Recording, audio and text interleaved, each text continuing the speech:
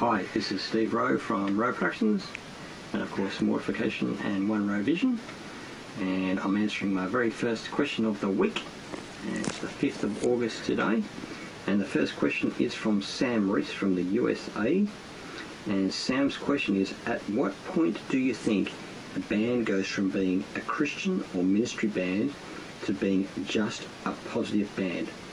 Or worded another way, what are the criteria in your mind for a band to be considered Christian or ministry or just positive? Now let me start by saying the most important thing for a Christian or ministry band is for all of the people in the band to be leading and walking a daily walk with Jesus and having a daily walk of repentance, and also be in the Word and following the Word and living out the Word, and be prepared to do that for the rest of your life. Now, for example, I've been doing Christian rock and metal music for 26 years, and I made a decision way back in 1984 that I was going to always follow Jesus to the best of my ability.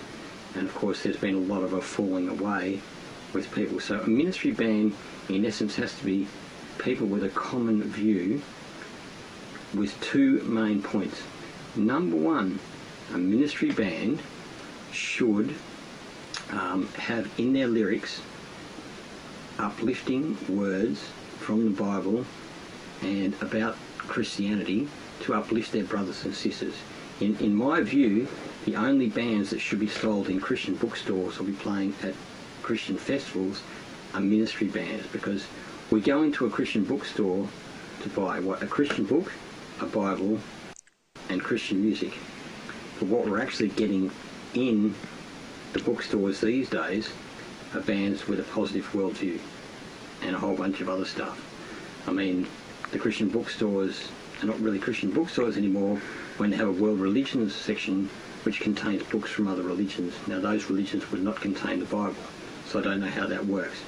Now, in essence, I'm not against a band with a positive worldview, but a band with a positive worldview is not going to have an aim to lead people to Jesus, right? So, if there's a Christian or a bunch of Christians or bands that just want to be positive, they should be out in the mainstream music market. I don't have a problem with that. People know, but I also look at like a lot of mainstream bands. Now, all of you guys can imagine, like with a band like Megadeth, you've now got both Dave Mustaine and Dave Ellefson in Megadeth saying we are public Christians, and yet I doubt that Dave Mustaine or Dave Ellefson would ever say I want Megadeth albums in Christian bookstores. But I guess if you look at it from this point of view, that maybe having Megadeth saying we're public Christians, having them in the Christian bookstores may even be better than these bands that are just saying, well, we've got a positive worldview in the Christian bookstores.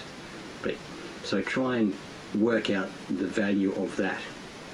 And you know, positive worldview bands are great, but go out into the mainstream, and I think that, you know, ministry bands are the bands that are dying at the moment, which is really, really sad, because it's been the focus of what I've done my whole life, is the ministry band thing. And the bands that present Jesus to uplift Christians also need to have another viewpoint to reach out, of course, to the lost. They need to have a vision to see people won to Jesus and personal faith in Jesus. So, for example, we started on Christian labels in Australia and in the US, and then we connected with Nuclear Blast, which is a major secular label in Europe, and from that we were able to play with Full Force Festival, which is a huge German outdoor festival back in the 90s. And of course we played on the same stage, on the main stage, with Napalm Death, Entombed, Sick of It All, these calibre of bands. And then we have the 7,000 people there, majority who are non-Christians, who are listening to evangelistic Christian music. So give or take what you can from that. That's kind of how I see it. So keep sending your questions in every week, and it'll be good to answer a few of them. Please remember to go to roweproductions.com, and I know a lot of you have been watching YouTube, and I'm a fan of YouTube as well. What I always do, if I like a video clip, I always like to go and buy the DVD I know that there are, you know, a number of people out there who have watched hundreds of thousands of versions of Scrolls of the Megaloth on YouTube. Now, that video is on a DVD called Live Planetarium, which if you go to Rowe Productions site and click the store, you can go and buy that DVD for $14.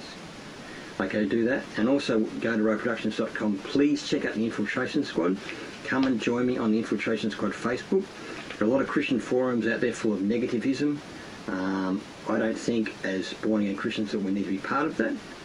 And I'm wanting the Infiltration Squad Facebook to be a place where people can come and join as a group and discuss topics relating to ministry, music, and anything else relevant in a manner that has no negativism, and that can be a haven for people.